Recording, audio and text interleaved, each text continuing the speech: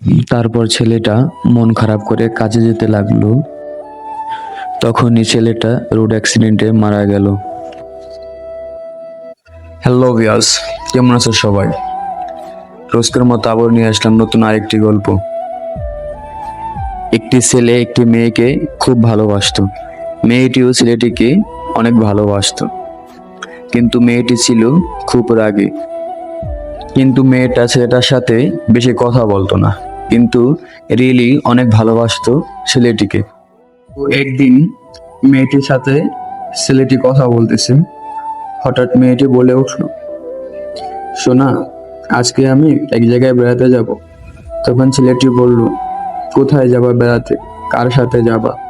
তখন মেয়েটি বলল, খালামণির বাড়িতে বেড়াতে যাব, আর আমি একাই যাব। এই কথাটি শুনেই ছেলেটি তাকে যেতে নিষেধ করলো।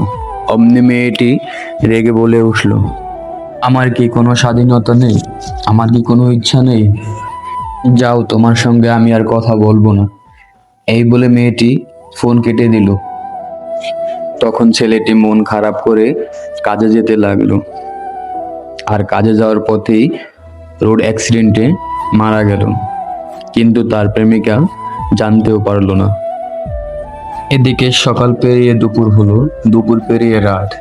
একদিন চলে গেল, কিন্তু ছেলেটি আর অনলাইনে আসলো না, আর মেয়েটিকেও নক দিল না। তখন মেয়েটির ভিতরে একটু একটু চিন্তা অনুভব করতে থাকে।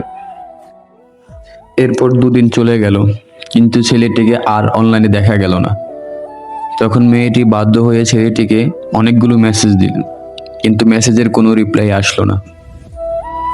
তখন সে একটু অস্থিরতা ফিল করতে থাকে এবং সঙ্গে সঙ্গে তার নাম্বারে কল করে। কল করতে ওপাশ থেকে একটি মেয়ে ফোন রিসিভ করে। রিসিভ করার পর মেয়েটি জিজ্ঞাসা করলো, কে তুমি? জবাবে মেয়েটি বলল, আমি আবিরের বোন। তুমি কে? তখন মেয়েটি বলল, আমি আবিরের গার্লফ্রেন্ড। সঙ্গে সঙ্গে মেয়েটি কেঁদে দিয়ে বলল, আবির ভাইয়া আর বেঁচে নেই, দুদিন আগে রোড অ্যাক্সিডেন্টে মারা গেছে। সঙ্গে সঙ্গে ফোনটি রেখে মেয়েটি কান্না করে বলতে লাগলো, এই আমি কি করিলাম? আমার কারণে হয়তো আজ আবির মৃত্যুর কোলে ঢলে পড়লো। এই আমি কি করিলাম? আসলে ভালোবাসা মানুষ বেঁচে থাকতে তাকে কদর করতে হয়। হারিয়ে গেলে হাজারো কান্না করে তাকে আর ফিরে পাওয়া যায় না। আমি হয়তো আজ আবিরের মৃত্যুর কারণ। এই বলে অঝরে মেয়েটি কাঁদতে লাগলো। সত্যি, ভালোবাসার মানুষ বেঁচে থাকতেই তার কদর করতে হয়। মরে গেলে হাজারো কান্না করে তাকে আর ফিরে পাওয়া যায় না।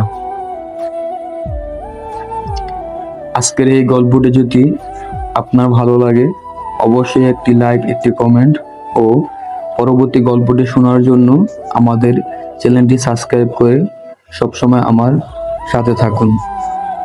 ধন্যবাদ সবাইকে। ভালো থাকুন, সুস্থ থাকুন।